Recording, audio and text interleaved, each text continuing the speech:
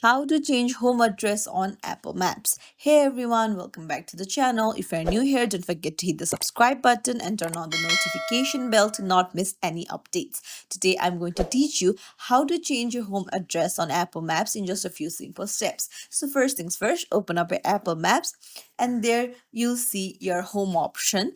Go ahead and tap on it and there tap on more and then tap on delete from library.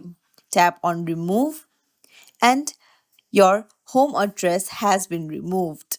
Now, what you can do is go to the add option and then search for the location that you're in right now. And once you find it, go ahead and tap on it and tap on done. So there you go, your home address has been changed.